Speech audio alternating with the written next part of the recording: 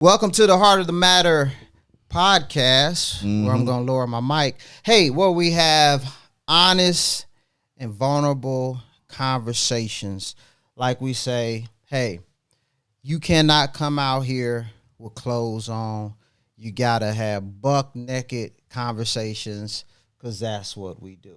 That's what we do. That's what we do. I'm your host, one of them, relationship coach, Christopher Doc Reed, here with my other host, Pookie, the lover, Pookie.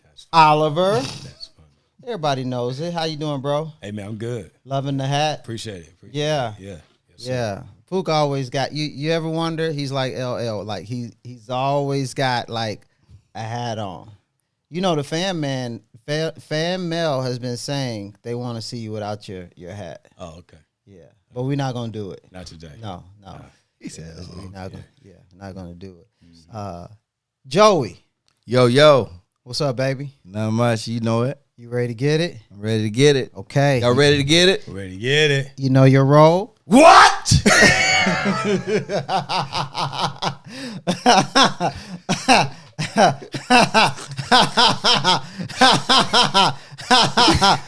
Just Hey man, Like listen. yeah. Hey, y'all y'all ask for him. Yeah. Y'all going to get him. Yes. man. Okay. Yeah. And in the building, he is back Place to be. joining us. Dun, dun, dun. The chocolate lover with the magic voice, Marlo. Yes, sir. You back By at popular it. Man, demand. What's up, Back baby? at What's it. happening, man? You all right? Dang, I'm all right. I hear ladies out there like, Could you?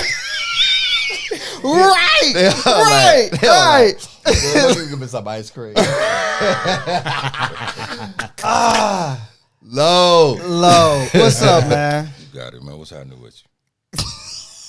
It just every time, Joey, it happened, don't it? We can't even get going good. But the Yeah. the voice, There it man. is. There Listen, it is.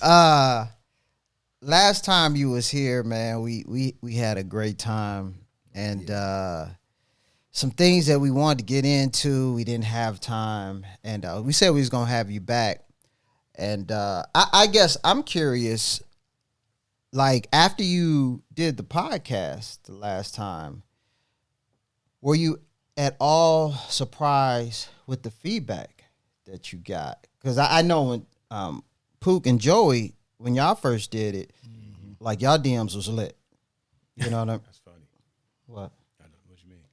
No, I'm just saying, like the dates and the offers and the pictures and all of that kind of stuff. You know. But yeah, go I mean, I know you're not into that, but I'm just saying it was a thing. I know Trying you're not not to get in into it. trouble. right, Joey. I don't know what you're talking about. No. In all seriousness, though, like, what was the feedback like? Did it surprise you? Definitely surprised me.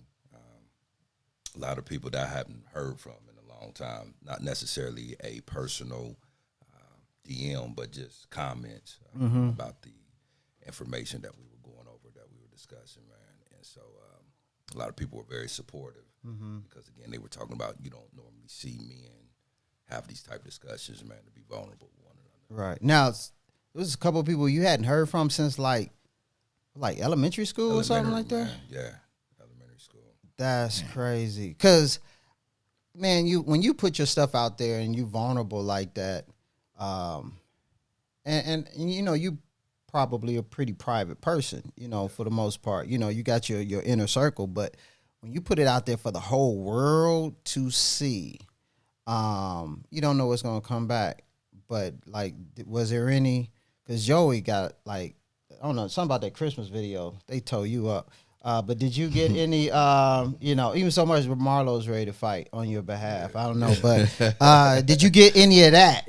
Any of the little crazy haters Not on really social crazy, media? man. A couple dodo birds that I Right, responded back right. to.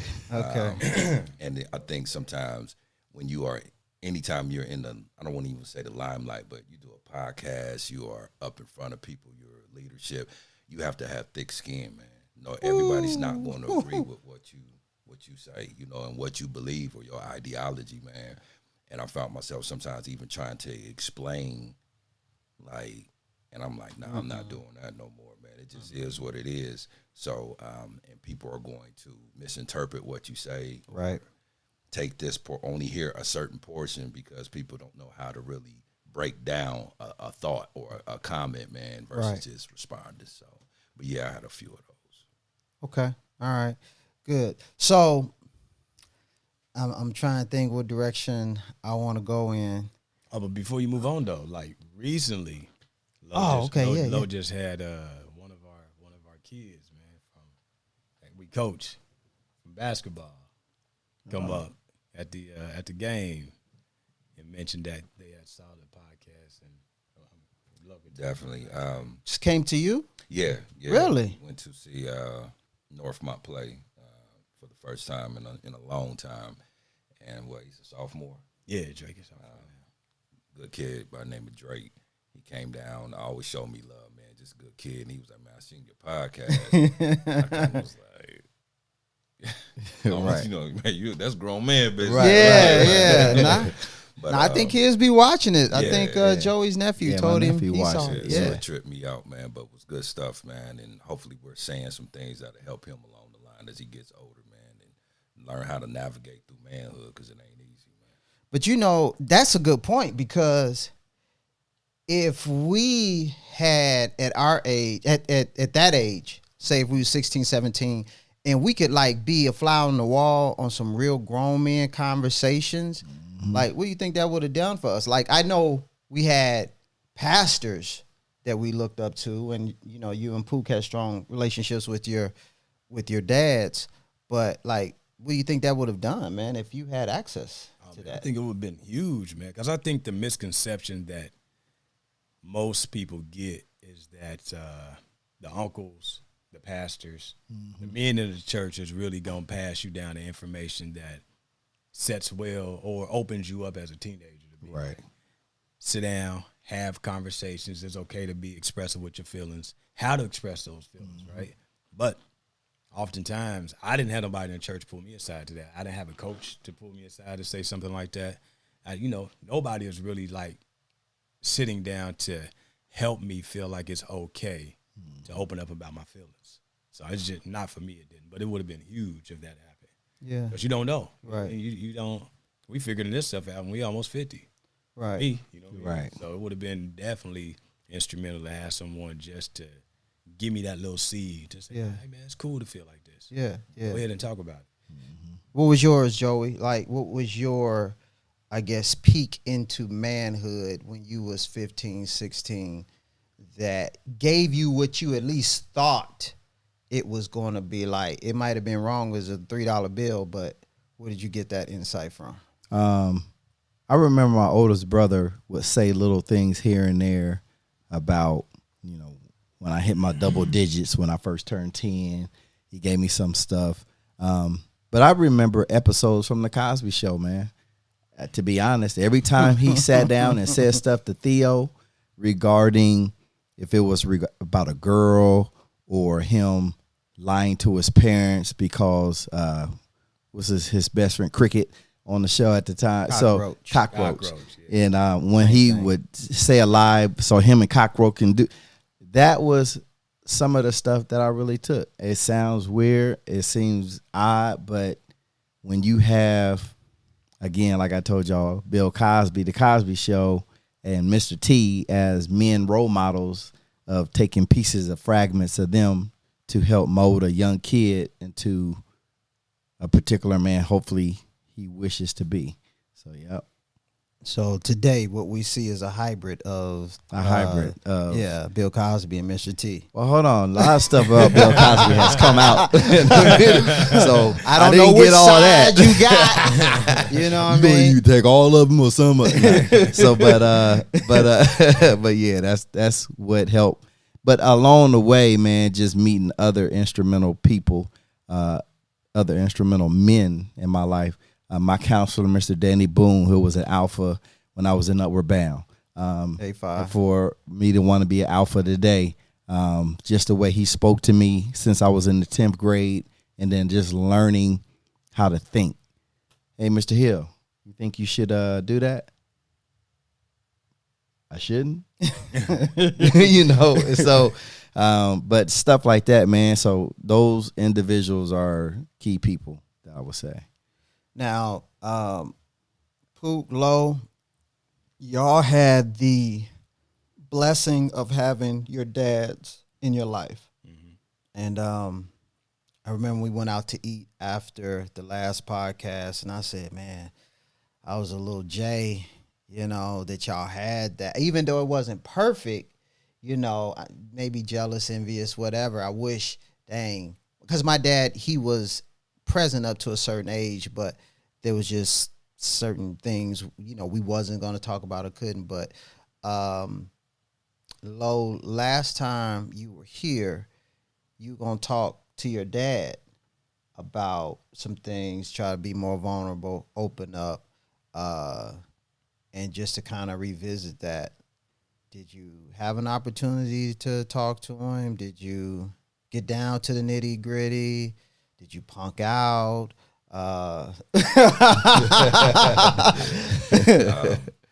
To be honest, there was unfortunately just a couple health issues with my parents, so that kind of I negated it. Okay. Pushed it back. We did honestly have a little bit of a talk just a couple days ago. Oh, really? And we were able to talk about just a few things, you know, as that old saying, the apple don't fall far from the tree. Okay. There's some things that I'm experiencing that I seen my dad go through, and kind of vice versa. And you know, we're kind of comparing those type of things. Just about manhood. My dad didn't have a father, so he grew up as a single child, just trying to make his way through. And so having his relationship with God, that's all he really had to depend on. And so if your dad didn't have a dad, right, and then he's trying to teach me, I'm going to inevitably be missing something as well. Absolutely. Because it was just that, kind of like that break, man. But yeah, we talked about a few things, but I definitely still plan on having that talk with my father. Okay. Was it in lieu of the health issues, was it like still a little bit of hesitancy just because it's, you know, just not familiar, it's foreign, it's uncomfortable to just jump right in, you know? Maybe you could play around the rim a little bit. Okay, maybe that sounds weird. You can tiptoe around it a little bit, but you still feel like there's just a little hesitancy with jumping in. Definitely, man. Anytime you have those conversations, man, it's gonna be a level of uncomfortability there, man. When you're talking about real life issues, things that you may hold your father or mother accountable for, things that affected you, those are always going to be sensitive type, you know, things to talk about, man. And then I still view my father, we still have that healthy respect for him, man. Absolutely. No matter how old he gets. Yeah. Like I said, my father's 76 now. Man, it's crazy to be this much bigger than my dad now, but it's just a level of respect. So, you know, I talk to Charles about that sometimes. Charles, who was that? Pretty Ricky. You mean Pooh? Pretty yeah, okay. But you know, we still have that reverence there, man. You know, and so trying to keep those lines of communication open and really learning how to communicate, man. Yeah. Because with friends in the past, relationships, sometimes I'm saying things just so respectfully and loving and caring, and it just don't always come out that way. Like, give me an example of that. You can think you are just being honest with someone. I'm usually a straight shooter, man, just going to tell you how I feel. Yeah. And a lot of times people don't really receive that very well, man. You know, when you just kind of tell a person like, hey, what you're doing is bothering me, or this came across this type of way. And when you hold a person accountable or hold their feet to the fire about their attitude or their behavior or how they're responding or their delivery, people just don't really like that, man. They'd rather have people that's going to kind of applaud them, pat them on the back all the time, and tell them that they're doing great, when actually there's some things they could work on to change. Now, that part of your personality, did you get that from your dad, you think? I the think, straight shooter that element?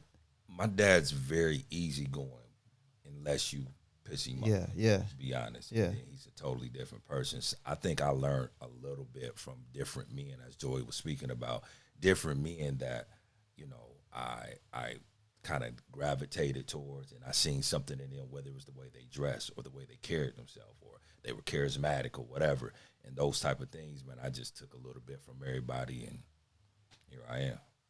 You said a key phrase that I want to also get the fellas' input on. You said, I still have a healthy respect.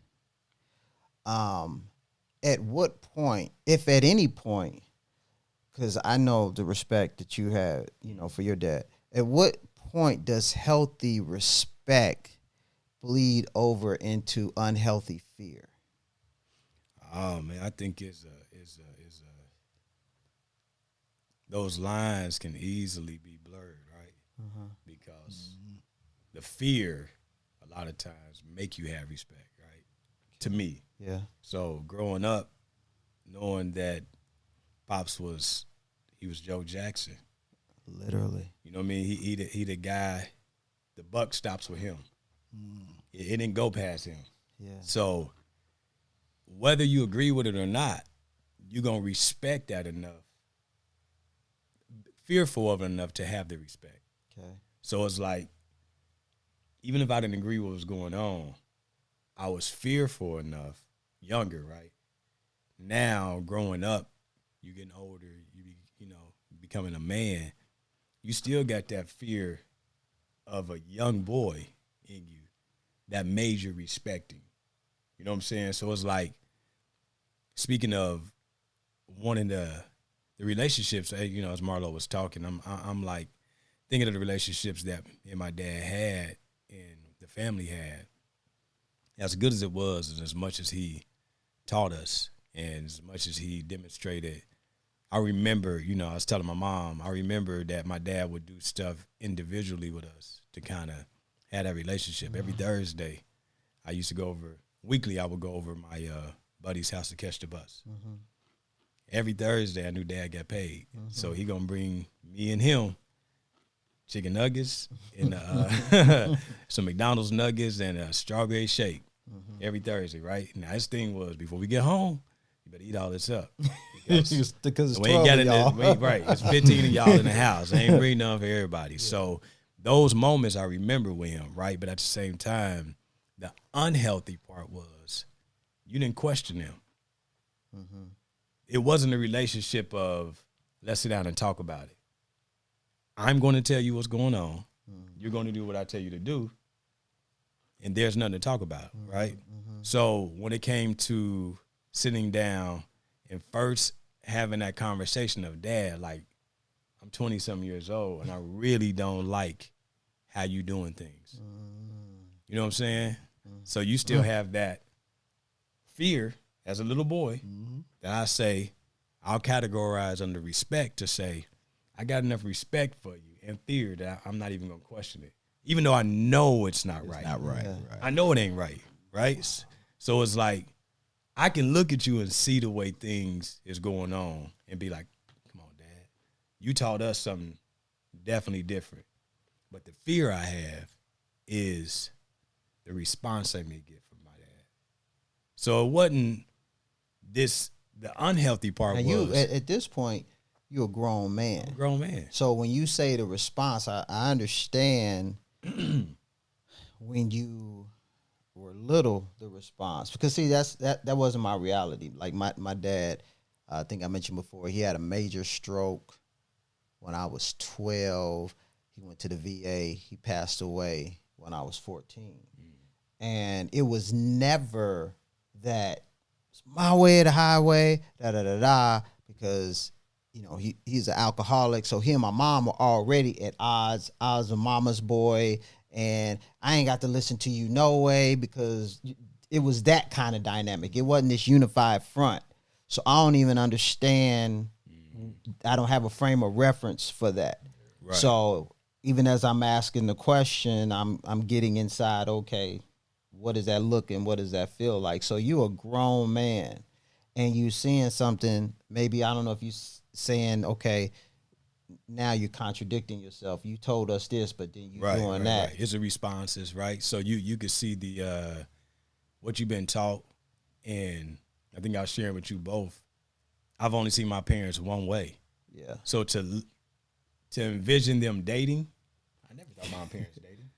I never thought how it would be for my dad to ask my mom out, how it is for them to spend time outside of us, right? Yeah. Only thing I knew was after marriage, after us. So, Right. and then in church. Right. Anything about church, we can sit down and talk about.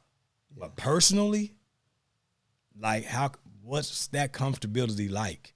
Well, they didn't create that environment for at that. At all. So And now see me as a human. Yeah, I'm your dad. Yeah. I'm your mom, but I'm human too. Nah, wasn't there. Nah, I never seen my mom and dad outside of anything than to me superhuman, right? Yeah. And that's just church, work, home. Church, work, home. I don't know anything else. So to now start questioning about life, that's unfamiliar. You can't, what environment have we created for it to be like, oh yeah, I never felt like I could sit down and talk to my dad about anything. But you did. Eventually. I was about to say, I don't know if you said question or if you were voted by your sibling, but out of everybody else did at times have that time when you butted heads with your dad. So, or at least told him you disagreed. So how did you make that distinction to either go past that fear or see this as something outside of respect? I went past the fear, right? Because the fear of him would not allow me to disrespect him, right? So even if and when I say like questions like, Dad, why? That is like huge in our house. To question your dad, like, Dad, why you say that's could be a form of disrespect because you're questioning what I asked you to do. So is that the same in your house, Lo? Like that, like to say why? Why wasn't, nah, we better not say why. It was do this, do that. Yes, sir, yes, ma'am. That was it. I go upstairs, shut my door. Okay, all right. Doing nothing. All right. Well, nobody can hear you. Well, nobody can hear you. Okay, you know what I'm saying? I can't stand you. Yeah, exactly. Yeah. Yes, sir. Right. Like that episode of Key and Peele. right. Okay. I was joking with Lo. I said, man, I remember when like taking the deep breath back in the day was considered being disrespect. That's like disrespect. talking back. Yeah. Like it's almost like, pops them busting at you and you better and you be like, hey, man, what you say? You saying? You taking in a lot of air. Right. I ain't say nothing. I don't want no smoke because that's deemed as a form of disrespect. Right. So going to the room after Darian and Jamel teaching them, man, I'm tired of Dad always. And I'm finally like, who gonna say something? Pooh, you gonna say something. It's many of them meetings. And I'm like, I get to the door, like, I'm about to go say something. Nah, I ain't gonna say nothing today. all the air gone. Or I get like, bad and like I'm really about to go out there because all of us in the room, and we in there crying and we got a whooping and said something like, man, what, right, I got a whooping for you. And then I'm gonna go out there and then I'll walk past Dad and we'll just go to the restroom and then come back. And be like, what'd you say? I ain't say nothing today.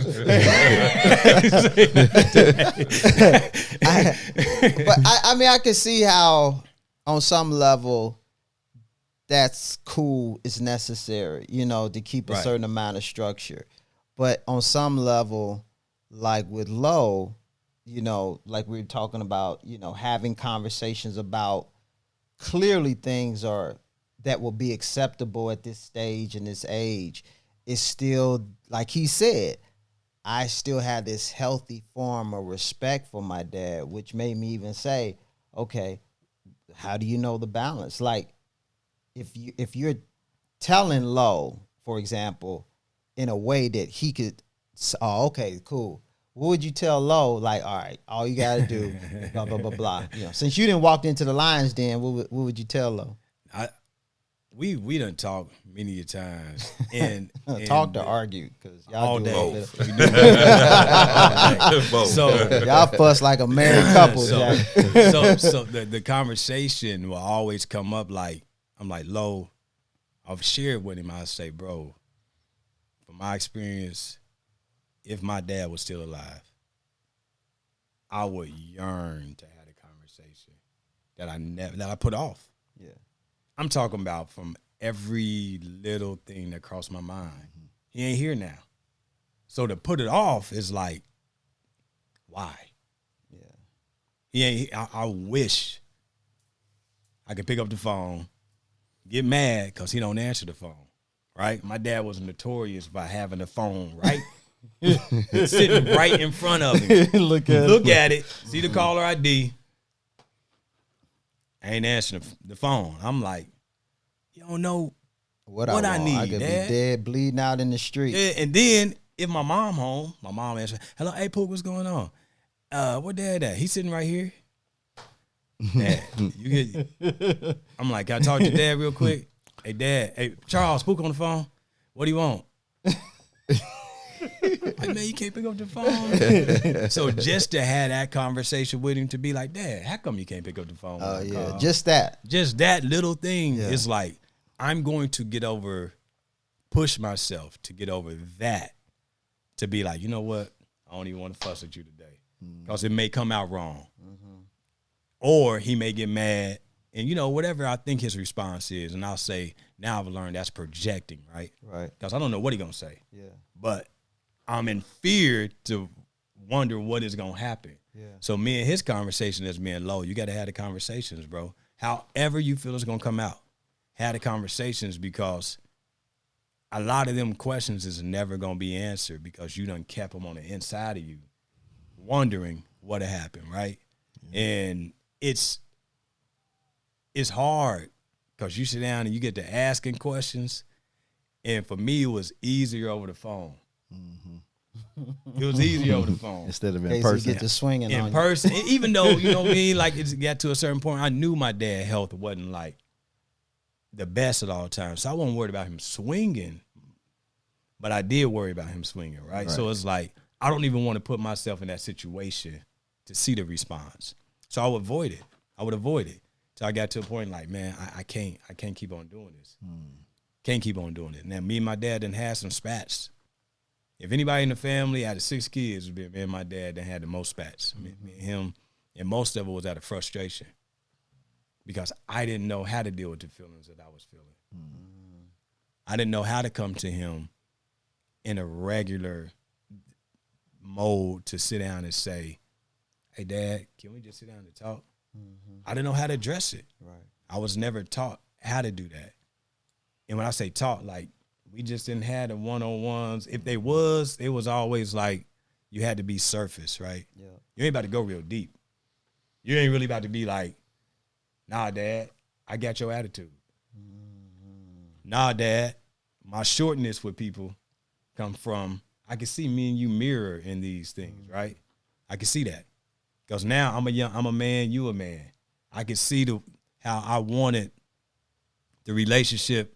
Never sat down and told my dad, like, Dad, I really wanted you at my games. Never. Never sat down with my dad to be like, hey, man, I just wanted you to go outside and throw the football with me. Never, bro. When I say never, now the good things he did was obviously put us in a structured environment to practice all the time. Right. Have music, be able to tour the whole world. But the stuff that I wanted to enjoy outside of that, I never got a chance to tell him, like, Dad, I wanted you to be this. Yeah. The dad that I seen on TV to say, yeah, we played basketball together. Yeah, we threw the football together. Me and my dad and went outside, it was to either go cut grass or go to church. It was that. Yeah, you got to leave the house to go to church. Only time he threw a football, picked up a football was, why y'all got this football outside? Put this back up. Yeah, put it up. Right. But it was never like, and we love sports, play sports, love sports. That was our coach now, basketball, that was our outlet. So I never got a chance to share that with my dad, to even tell him, hey, Dad, I did tell him I love the fact that you made me play bass. You made me play drums growing up and got me in music, right? I wanted to do it. I asked about it, but he made me like the things I thought it was going to be. He made me sit down with that. I was too scared to sit down and tell him, be like, Dad, what about the other stuff? Yeah. What about that stuff? But I encourage him all the time to be like, bro, take it from a guy that I'm talking about, I wish I could have my dad here to have the conversations I have with my mom now. My mom, we sit down, we talking about everything. From our podcast to everything she, like, we never thought about Pooh. Yeah. So going into that, Lo, so when he tells you, bro, I wish my dad was here, I could have that conversation. You have that opportunity right now. Don't squander that, man. Where do you put that? What do you do with that? Definitely at the forefront, man. Like I said, recently we was going to have that talk, but there were some things going on. I wanted to make sure that their health thing was taken care of first, man.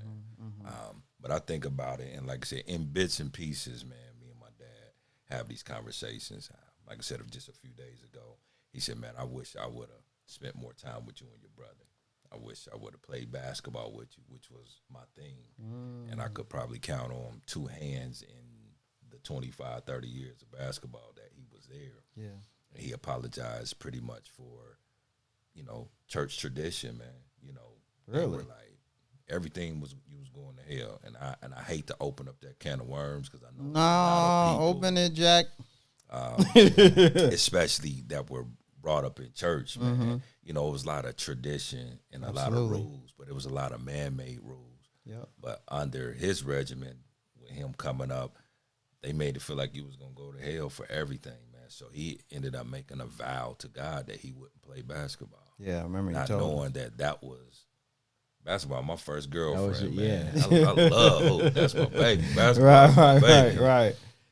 And that, I dealt with that, man, a little bit. I had my moments where I would be hurt because I could look up into the stands and Pops ain't there. Yeah. You know what I'm saying? Yeah. And so, when you see everybody else's parents out there with them or tossing the ball, like I didn't have any help, man.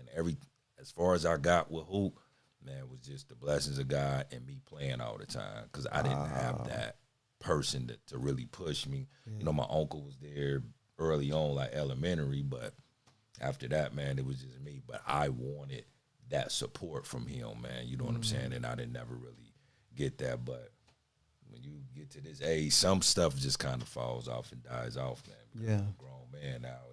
That part is over. But you at least got or are getting those, comments of, hey, I'm sorry, man, I wasn't there like that. Yeah. And, everything that, we told you was going to go to hell for. I wish we had done it a little bit differently. Yeah, he's apologized, man, for. Does it make you uncomfortable when he apologizes? Nah. Okay. I'm glad to hear, accountability is everything. Yeah.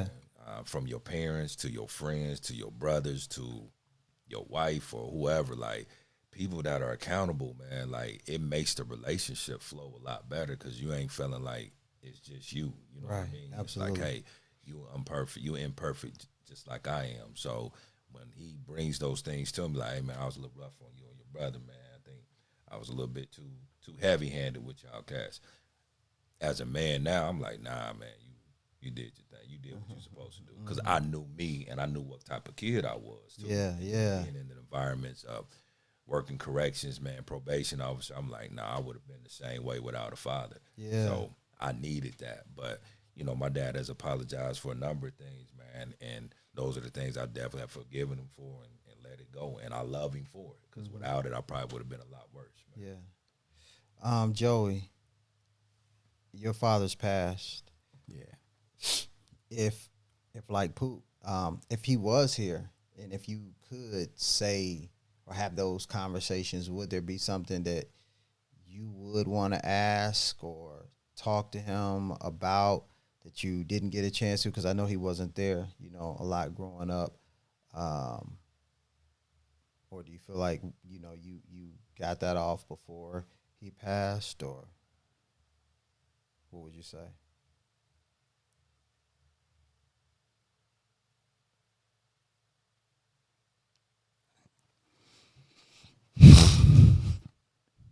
All right. It's all right, bro. It's all right. That's what we're here for, man. That's what we're here for.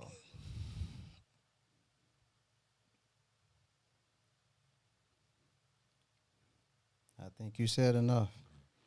I think you said enough. I think when just like while he's collecting that, man, it's a lot of that, man. It's a lot of men walking around here broken, man. And on the outside, we go with our days. We've had family, we have our children, man. We go to work every single day, and we're out here trying to do the best we can do in society. But man, you got cats that's really living with a lot of stuff. And then, as you were saying about a lot of time people, when you have a lack of understanding and a lack of wisdom, it'll cause you to make ignorant comments, man. Oh, yeah. You know what I'm saying? And sometimes, like when I read just on social media or that thing, that comes from a place of ignorance. Yeah. Also a lack of love, man. Because to see that, like, I could feel that from him. Oh, yeah. Never experienced it, but I could feel that from him, man. Because I've talked with kids who have grew up fatherless, man. And that is a portion of you that's missing. You know what I mean? Your father is supposed to download and pass down a lot of different things. That's your birthright of you becoming a man, and he's teaching you a lot of things, the do's and the don'ts. So when you don't have that, man, you out here pretty much trying to figure it out, man. Figure it out by yourself. Making a lot of unnecessary mistakes. A lot of unnecessary mistakes, man. Yeah. And some of the mistakes I didn't make was because of a strong father, because of a strong mother.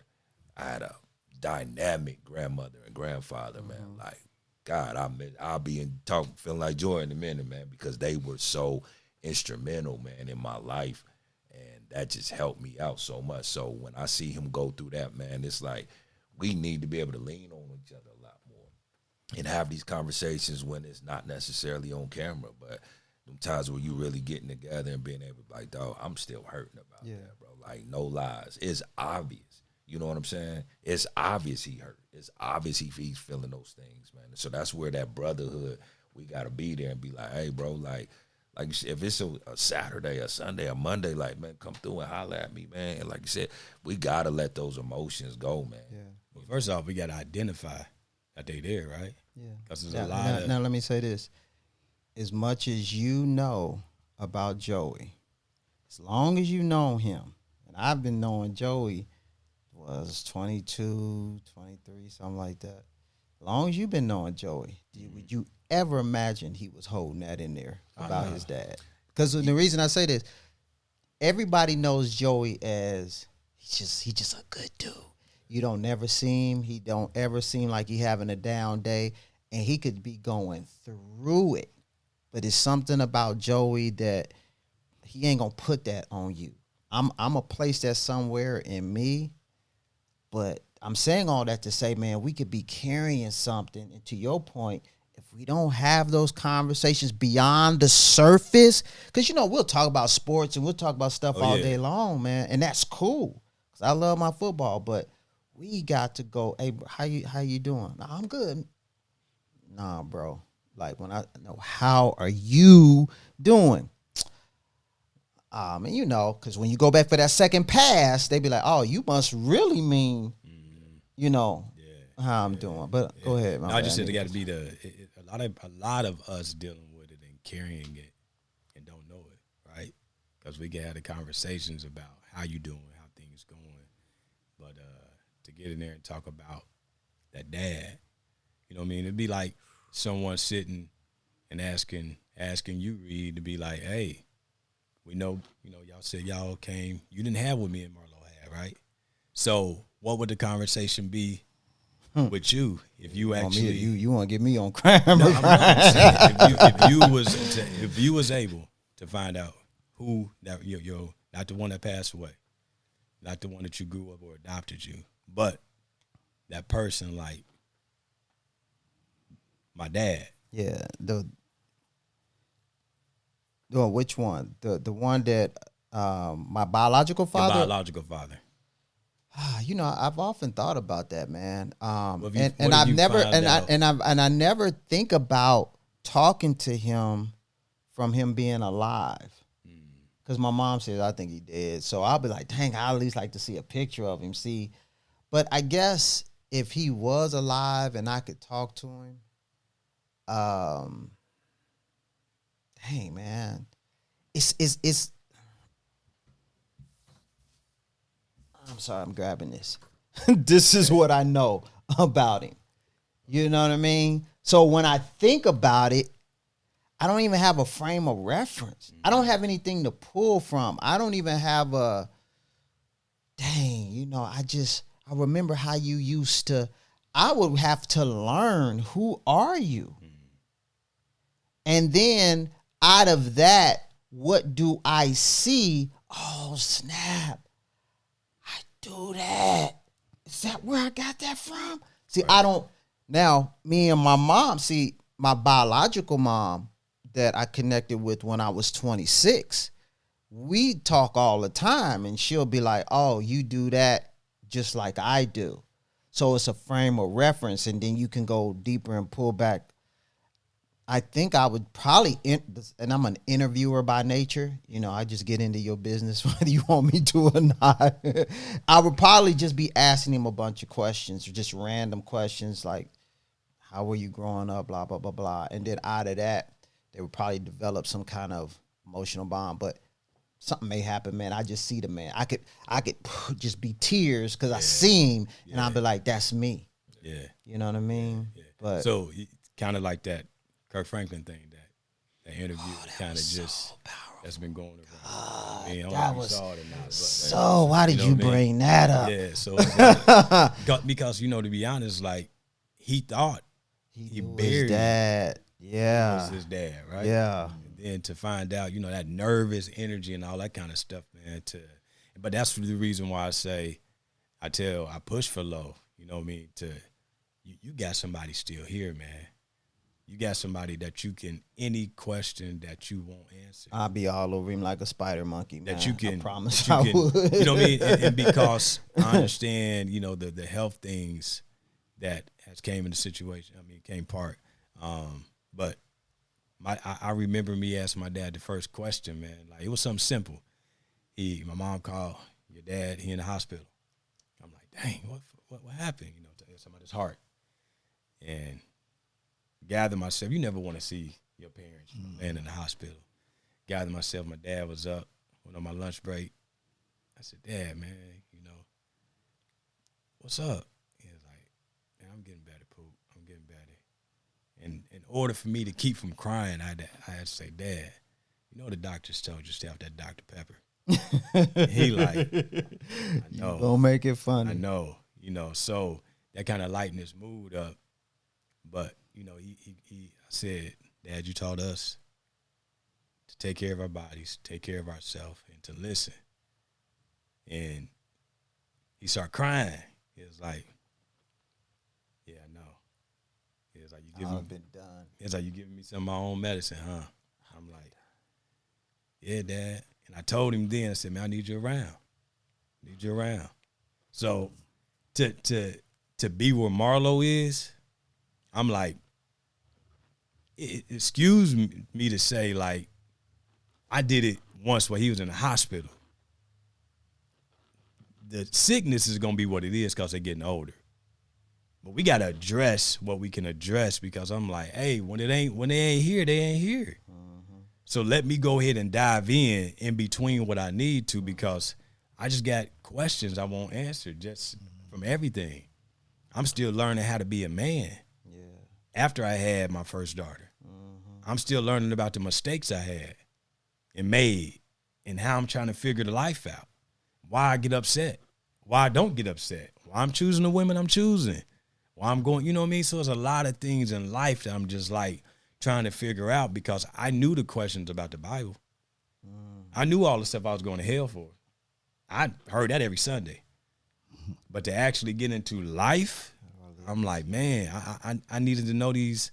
So being frustrated is what drew me to start asking the questions. And, I was having spats, and me finding out, like he didn't grow up with his father, and his stepfather, tried to kill him and all that, all that kind of stuff. So just getting into that is more and more what I be like, Lord, listen, man, them fears is going to be there.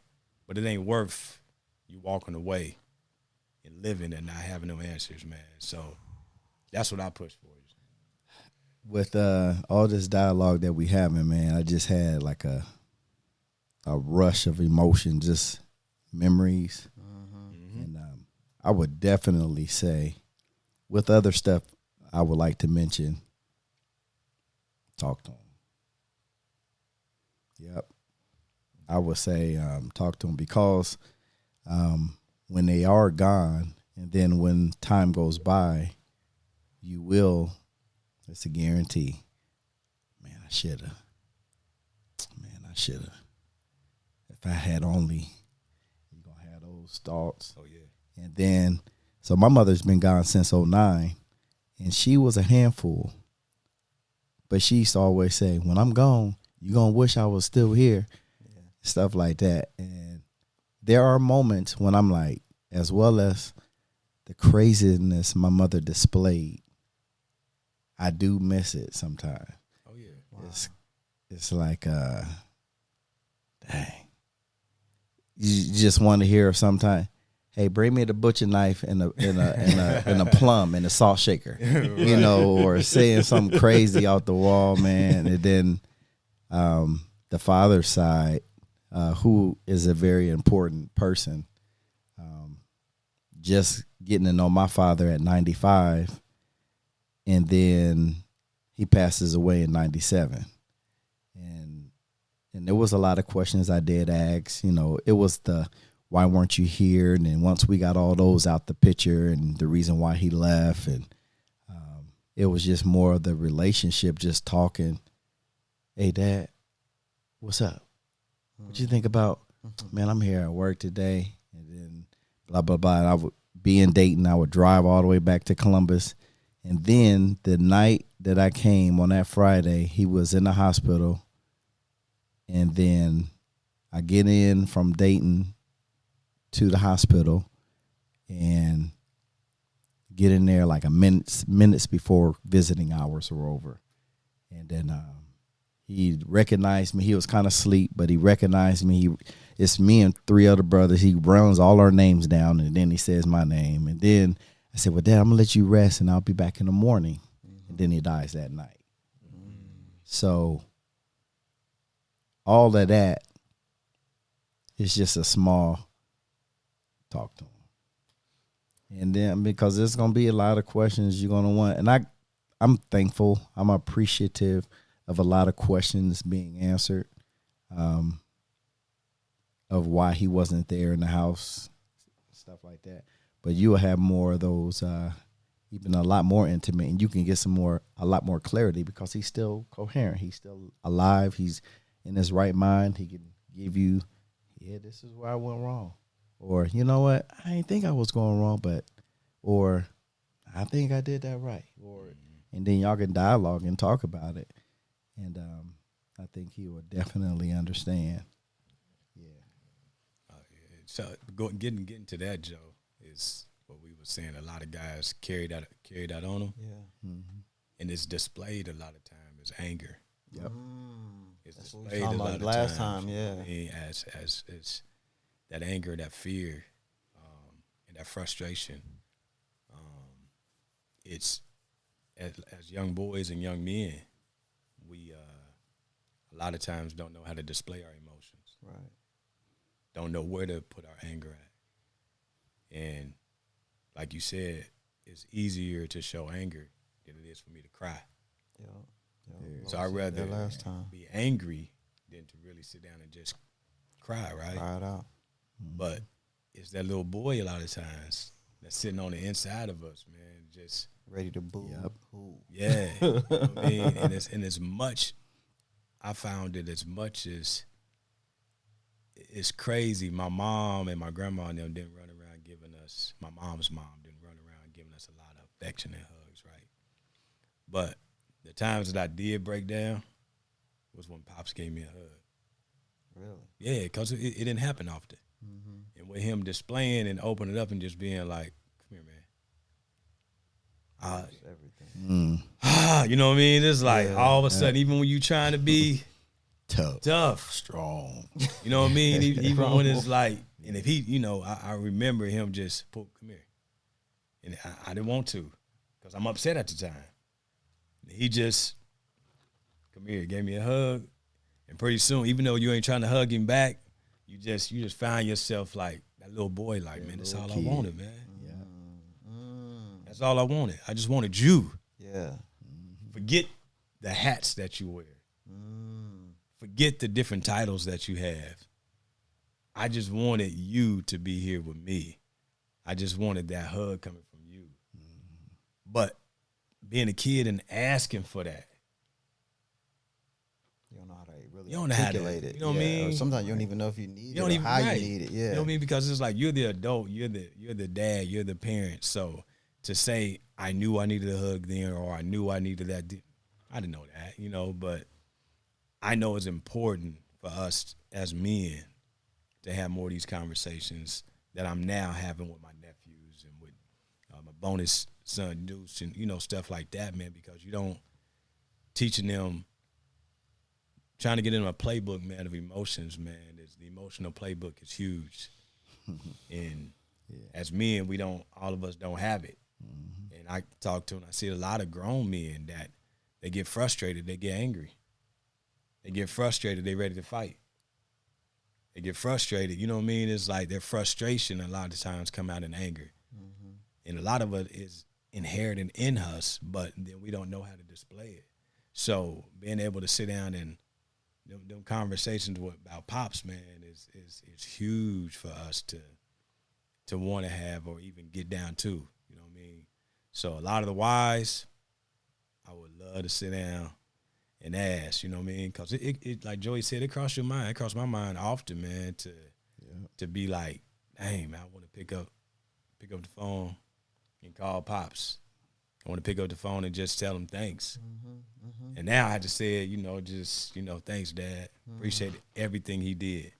Because a lot of times I didn't tell him thanks.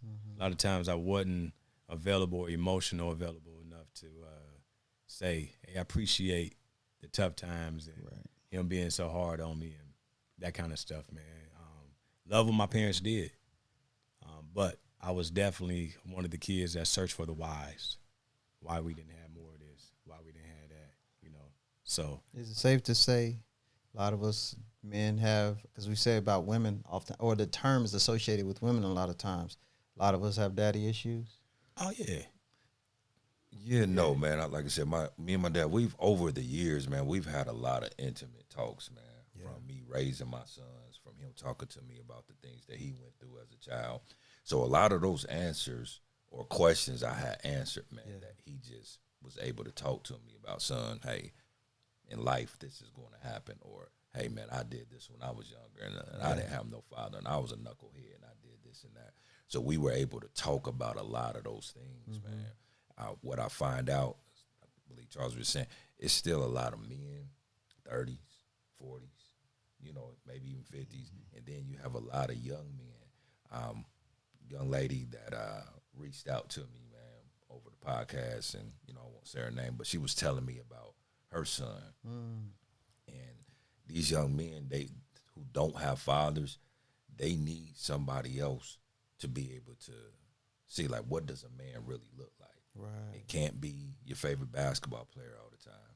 It can't be a rap star, because a lot of those dudes are not going to have the same values and morals, man, and don't have the character that's needed, you know.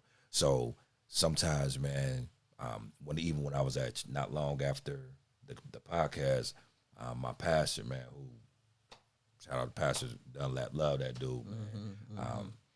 He was listening to a message that I had left for him, and he actually brought me on stage, man, and had me talk for like 2 Sundays in a row, That's man. dope.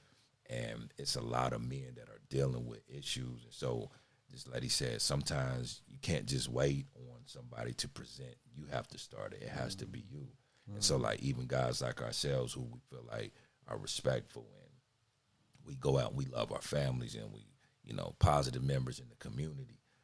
It's 1,000 young men in our cities that don't know what men look like, man. You know, and that dynamic has changed so much because of various things. Absolutely. And me and like Joe, they need to see somebody like him, and he could influence someone outside of his son Sterling. You know, it's 50 other kids that need to see Mr. Hill and how he operates and the type of husband that he was, because that's like, man, again, I aspired. It's times, man, I sit back, I be like, man, I wish I could be like Joe, bro. Real talk, man. You know, sometimes we got to give our flowers when you can, man. You know what I'm saying? Absolutely. Like, bro, I appreciate who you've been, dog. Real talk, from me to you, nigga to nigga, brother to brother. Man, I appreciate it, bro. Because I look at you and I'm like, man, I still got to step my game up in some areas. And then I look at Charles sometimes with certain things. I'm like, man, okay, I got to step my game up in some areas. You know what I mean? Yeah. And there's nothing wrong with that, man. It's like that. Iron sharpeneth iron, man. Yeah. Right. Remove pride out the way, bro. Remove ego out the way. It's niggas in your community or cats that you rock with that you can just pull from, man. Absolutely. And be better. And so I recognize from the years of the social services of work with young men, man, we got to give back, man. And we don't, because we caught up in getting the bag. We caught up in, you know, our own kids sometimes, man. But we got to find a way to give back so that these young men can deal with it at an early age and not wait till they 47 and 50 and like whatever, us, man. a lot of times. And still now we just now kind of getting undressed and been like, man, you know, like, hey, I still kind of got this wound on my heart from my childhood. I have beautiful parents, man. I'm grateful for them. But things still happen because nobody's perfect, you know. Right. And I learned all the church stuff, and I learned all the church protocol, and I knew all the songs, man. But when it came down to dealing with life and adversity, like I said, I didn't see nothing wrong, man. And it's not that I wanted to, but it was like the Cosbys, man. Like, everything was beautiful. No smoking, no drinking, no cussing, no partying, no yelling, no abuse. Yeah. So when I started getting older and started getting dysfunction, just even in my own marriage, I'm like, what is this? Yeah. You know what happened? I did it all right. Why is it all wrong? Exactly. And I'm like, man, you know, grew up in the church and lived right for so long. And then, shoot, I waited till after I was saved to start messing up and getting into different situations. Man, it was wild. And I didn't see that from my dad. You know, all my dad's mess that he was in was prior to church, man, prior to my mother. Yeah. You know what I mean? So I didn't know how to balance that in my life, man. So I feel like the prodigal son 10 times over, man. Yeah. I feel like the failure sometimes, man, because I'm like, man, how did I get here? Yeah. You know what I mean? Yeah. And so, like Pooh said, that as men in prison, men in the streets, regular cats, we frustrated, we angry, we look to other things, whether that's smoking, whether that's drinking, whether that's women, whether that's gambling. You got to have something, man, a lot of times, man, as a substitute, you know, and then that's how we end up having addictions, man, or using these different things as crutches. And again, like I said before, it really is no safe place, man. And you can see that, like I said, just from the comments that people be saying, like, his stuff was so understandable, and he handled so it like pure. a G. Because I would have went to her like, man, what you mean? You forgot, nigga. Christmas present there. You know what I'm saying? Right. I would have, because that's just me. I'm going to tell you if you offend me, if you bother me. I'm learning to pick and choose my battles, but it goes back to say, man, what I was telling you earlier. If you bring something to somebody, like, hey, Reed, when you said that earlier, man, that kind of cut me, kind of bothered me, man. Yeah. If you get an attitude, I'm like, whatever, what are you talking about? Like, why you being so sensitive? Yeah, then it's such a character issue. That's with you, though. Absolutely. You get what I'm saying? And a lot of us don't see ourselves, man. So it takes a huge level of reflection, bro. You know what I mean? To be like, to hold your own self accountable and say, like, okay, hey, I got to change. Me and him fuss, argue, fight, all that. When I say every day, man, every day. And the most beautiful thing about our friendship, bro, is like, after we do all of that, we right back to it. All right, nigga, all right, call you tomorrow, man. You know what I'm saying? I'll hit you up. And he's never treated me any different, man. You know what I'm saying? Regardless of what's happened. And that's when I knew, like, nah, this is really my brother. Yeah. This is really somebody that I call friend. You know, and so, like you said, when you looking for that, man, I now look for that in other relationships. And sometimes you're easily let down, man, because you find out it's not a lot of real people around, man, that's really going to stick through it with you. Even when you get married and you think your wife is like, nah, this is it. You know what I'm saying? Man, you find it ain't like that, man. For somebody to see you at your worst and your best and still say, I'll rock with you. Like, see you do some stuff that you be like, oh, man, I don't even know what I was thinking. I was just flat out wrong. And they can tell you, yeah, you definitely was definitely wrong. But I ain't going nowhere. I mean, we gonna thug it out together. We gonna figure it out together. Because when you're in those moments, man, when you dead wrong, and I mean, what am I gonna? You feel so vulnerable, so helpless, so naked, and you know somebody could just hit you with the Heisman, sidestep you, and be like, "Hey, bro, you damaged goods. You know, the block is hot. You know, you can't blame me. You know what I mean?" Right. But if they don't, it's like, wow. It's like you know you got a real one. But how many people have that? You know, because people find out. Because they always say, but the people that I thought was going to stick with me bounced. And the person that I thought was going to bounce, you know, stuck with me.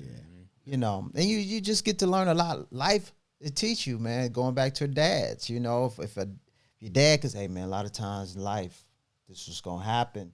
You get that head start, but you find out the hard way, man. Yeah, it's a lot to find out, man. What the older I get, I am finding out that as much as it's good to give, you got to learn how to receive. Ooh, that's big, yeah. Because what I knew growing up was to get punishment. What I knew growing up was you were going to get this, right, in return for what you did. And if that's for sin, if that's for whatever it is, right? But as much as that was taught, it's just as much prevalent in the Bible and in life. You got to learn how to receive a hug. You got to learn how to receive a compliment. Blessings. You got to learn how, you know, a guy in Matthew, when he's telling him, look, come so you can receive as a child. But see, we always look to say that got to be earned, right? He said, no, I'm going to give this to you. I'm going to give it to you.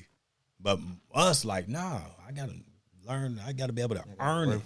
Nah, he's like, no. I'm giving you love. I'm giving you salvation.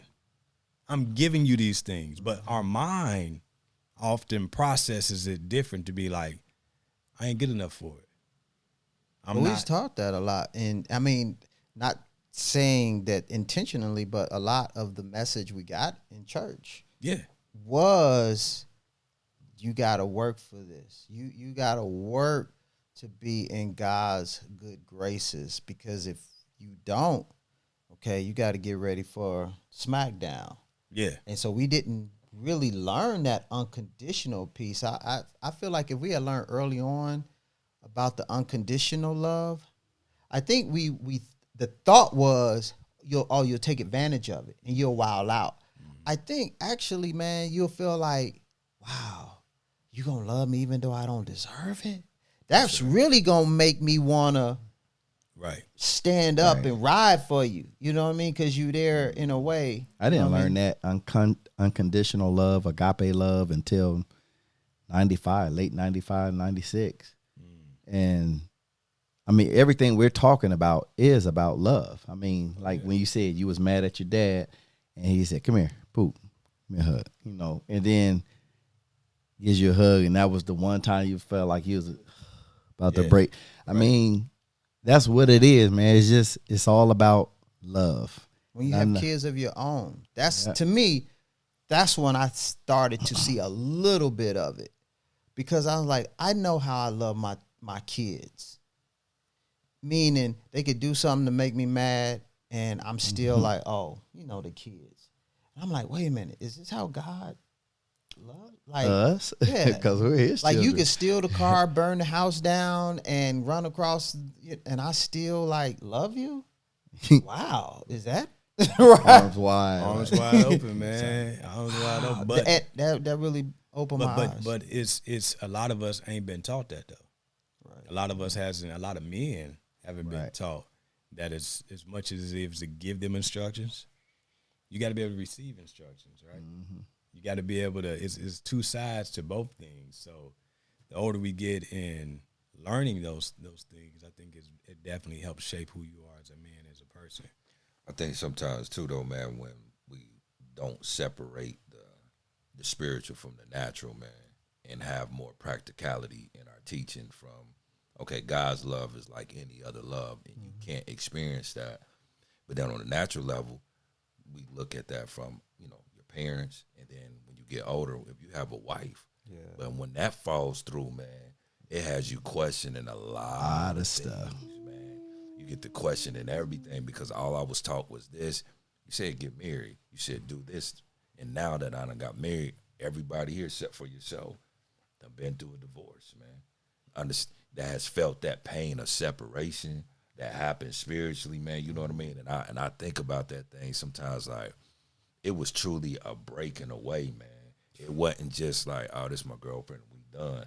Like it was a deeper level of pain that I know this man still feels. I know that in times, occasionally, I'll still be like, dang, man, I can't believe I'm here at 47.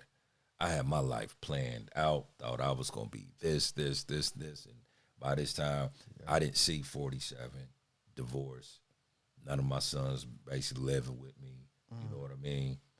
Still trying to keep the business afloat and with the career, none of that, man. I just didn't see that for myself, man. So now, sometimes I do look at love from a skewed lens, man. You know what I mean? I want it, and I'm open to it. But when I see things that either resemble my past marriage or past relationships, I scoot back a little further, man. You know what I mean? So when you trying to receive love, sometimes, man, that trauma is just real, man. And we all face it. It's just different levels to it, man. From, again, childhood to young teenager to young adult male. All those things kind of shape you, man. And you start finding yourself trying to still sift through it sometimes. Like, okay, what is it about me? What am I doing wrong? That I can't receive this type of love from a woman. You know what I'm saying? And then you like, well, God, you still can sometimes look at yourself, like you said, as unworthy, because you are going to make mistakes, man. You're not going to make it through here without making mistakes, man. Right. You know what I'm saying? You just not as a father, as a friend, as a husband, and to find somebody, like you said, man, who still want to rock with you in that's very hard to find, especially nowadays, man, because of where we live in. Everything looks so easy and looks so much better from the other side. You know what I mean? Bro, Instagram the devil, dog. I'm Speak on it, low. Speak on it. Because you had access to things that you never had access to before. Wow. And probably shouldn't. Like that. Yeah. Make it feel like, it's excess. Yeah. And women, I think they think the same thing too. Like, you could just leave your man and you can go get you a ball, or you can go, man, that ain't it, man. That really ain't it. So, like I said, tricks of the enemy. Yeah. So it's tough to really find that, man. And I think that's why we question sometimes, like, whether you feel like you're good enough or you feel alone, you feel like everybody's been in a position where you feel like God has abandoned you, where you feel like God ain't hearing your prayers, man. You know what I'm saying? That in itself right now is a whole sermon, dog. You can stay there a whole nother hour. That's a nice alley-oop for the next podcast. When you question and just me being done, man, me and him talked about a situation, and it was a kind of involving Joe. And when I look at Joe's situation, I'm like, man, like, Lord, this dude was A+ in all the classes, and this was his consolation prize. You know what I'm saying? Yeah. And it made me like, I gotta shut up, and I can't complain because somebody who was doing it better than you and representing, y'all in the same place. Was in the same place, man. And so, like you said, Joe, he's dealing with his stuff a little different, but man, like I said, I ain't gonna front, man. There's some days he laugh all the time, man. There's days that I just be frustrated, bro. Nah, I do. Listen, I'm talking about frustrated. I'm trying to tell you, somebody else watching this is feeling the same exact thing you feeling at this exact moment. So I'm working through it, man. I'm still working through it. I haven't found my way yet, but I'm working through it, man. And like I said, being able to have brothers that you can really talk to, man, and just put an issue out on the table, bro, and don't feel like you being judged, and don't feel like them niggas gonna look at you any different, but just be like, hey, bro, this is going on. Call a spade a spade. Like sometimes you be like, well, oh, that's on you. And sometimes I'm like, nigga, how it's on me? Yeah. You know what I mean? Yeah. And then in them quiet times, I'm like, maybe it is on me. I might come back to him and be like, hey, bro, I could have thought about it. Yeah. He was right. Or when he was going through his situation, I can't wait to get on him. Like, nah, dog, that was on you, bro. You was wrong. Yeah. You know what I'm saying? But we need that, man, and that's what true friendship is. That's what true relationships are. You know what I'm saying? But we got to find a way to deal with this stuff that we're walking around, that we done dressed up. We put Gucci on it. We put Prada on it. We put Louis on it. And, man, you got a bunch of dressed up mess, man. And I know people are hurting, man. And it's more than just us, man. Oh, yeah. It's more than just us, bro. And I'm finding that out. You said you've been called to the ministry. Listen, man. I heard a sermon in there somewhere, bro. So hopefully, man, the people that follow you we can begin to get things, especially for our young people, man, so that they can avoid the situation, some of the potholes that we faced as men. It's such a huge need, man, and I feel it, and I want to do it, but sometimes you will look at your own mess, man, to be like, man, what can I say, right? Yeah, I can't jump in the water, and I need a whole vest and rubber ducky on myself before I jump out there. You know what I'm saying? But sometimes, man, I feel like that's needed, man, from all of us, man, to try to reach out and help other men and help other young people so we can avoid these mistakes, man. From the mouths of babes, right? So even a child can teach you something, if you listen. And they ain't got it all together at all. Right. Sometimes a little kid, or your own kids, Daddy, why did you so and so and so? And you be like, you know what? I don't even know. You know what I mean? It ain't like they got all the knowledge in the world. So I'm saying all that to say, Lo, there's always something that we can contribute. Because in some area where we got it together, somebody don't, and vice versa. But that's why it's a network. It's the body, where we every joint supplies. But man, it's so many nuggets, bro, that you drop, especially right there at the end, because like you said, people are just hurting right now. I mean, they going through it. And when you talk about this, it's almost like you was on our conference call this morning, because we was talking about what is it that, from the trauma of your past failures, do you still hear the voice of in the back of your head? You know what I'm saying? Saying, like, when you see that thing, oh, so-and-so did that too. The trigger. And that don't mean that new person is that way. But if you see that thing that was associated with that last, you'd be like, no, nah, I'm cool. I'm good. I'm going to wait for the next one. Y'all go ahead. I'll be here. Yeah. And it don't even mean necessarily that you let it dictate what you do, but the voice still be there just chattering. And you got to work through that, And it ain't no shame in that, man. It ain't no shame in that at all. That's right. So we're going to put a pin in it right here. I think that we just got to do a 3 and a 4 and a 5. Because anytime they get to hear your voice, they want to, And I appreciate, man. They feel like y'all transparency. Marlo's on. What? Marlo's on. What? Okay. This guy, man. This guy. So hey, Marlo. Listen. We want to bring this to y'all live. We want to do this on stage. We want to come bring y'all here. I think it would be dope. What y'all think about that? I think it would be dope, nice, bro. man. Yeah. So let us know what y'all think, and we'll see if we can make that happen. Great. All right. And Joey, man, appreciate you, man, more than you know.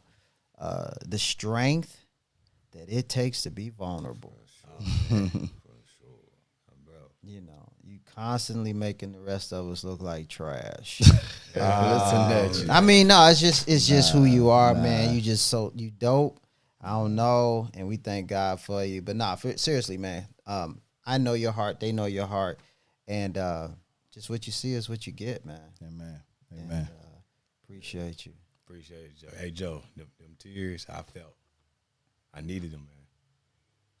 I wanted to run under the table, but I'm trapped. I thought, I couldn't get nowhere. I had to just take it. I was gonna tell Lo, put your hand on him. Just a simple touch. Right. Your bottle lid started shaking. If he had touched you, we wouldn't have been able to restore no order to the service, man. The microphones would have went everywhere. Y'all would have heard the Penn Hill Baptist squeal. The little high pitch. Cut! Yeah. Exactly. So anyway, we about to get out of here, y'all. Y'all take care. Appreciate y'all listening. All right. Peace. Peace.